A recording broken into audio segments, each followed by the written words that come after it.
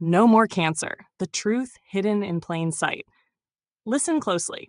That sound, the very first rhythm you ever made, before a cry, before a breath, a steady beat in the darkness, the pulse of life itself, the music that carried you to your first steps, your first love, your brightest laughter, your quietest prayers.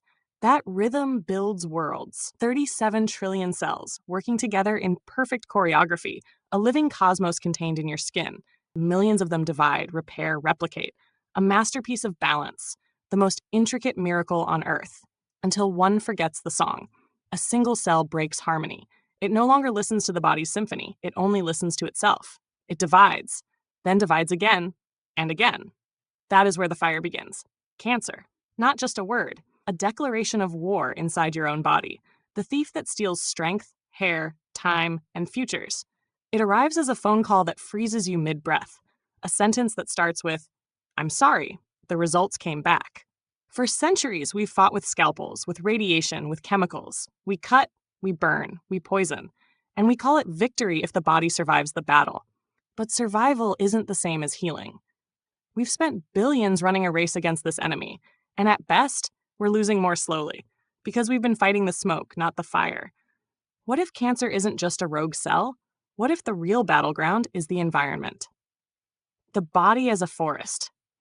Your body is not a machine, it is an ecosystem. Imagine a rainforest. In health, the soil is rich, the water clean, the balance intact, but let a vine of disease take hold. What do? We hack it back, spray it with toxins, scorch the ground, and then we pray the forest recovers.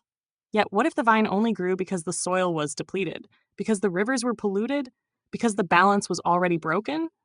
The real solution isn't to kill the vine, it's to heal the forest. Cancer is the vine, your body is the terrain, and for decades, medicine has ignored the soil. The terrain theory. In the 1800s, Antoine Béchamp dared to suggest that illness wasn't just about outside invaders. It was about the terrain, the body's internal environment. His rival, Louis Pasteur, said disease only came from germs. Pasteur won, medicine declared war on microbes, and we built an empire on antibiotics and vaccines. But on his deathbed, Pasteur admitted, Béchamp was right. The terrain is everything. We forgot that whisper.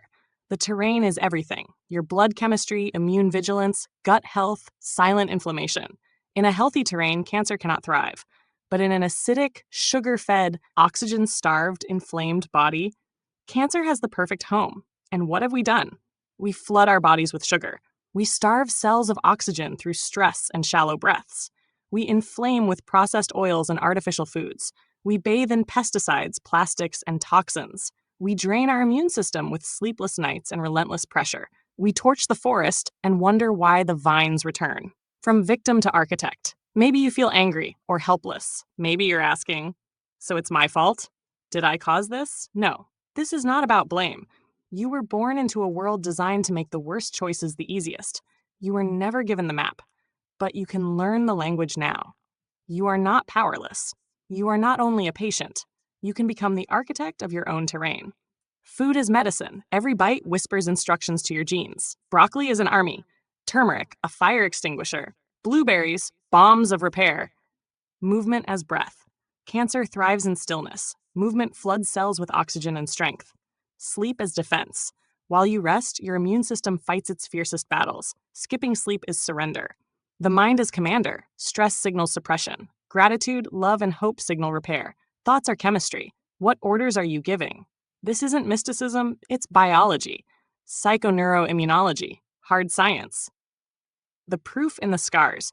5 years ago, I heard the word cancer. I faced the surgery, the chemo, the fear.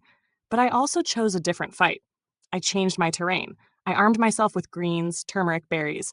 I treated sleep as sacred. I breathed deeper, moved more, forgave faster, and calmed my storms. It was not easy, but slowly energy returned, inflammation faded, hope rekindled. 6 months later, the scans read no evidence of disease. My doctor said, it's like your body just didn't want to host it anymore. He was right. I had changed the locks. I am not a miracle. I am proof. That heartbeat you heard at the beginning, that's mine. Recorded today. The rhythm of a life reclaimed. The choice in your hands. The war on cancer isn't happening in a distant lab. It's happening in your kitchen, in your bedroom, in your thoughts, right now. You have a choice.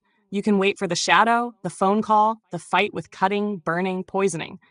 Or you can begin today. Pick up a vegetable, take a walk, go to bed early, forgive someone, change your terrain. The secret to no more cancer isn't hidden. It's a decision. Your decision. What will you choose? No more cancer. The revolution begins with your plate, your sleep, your mind. Start your revolution today.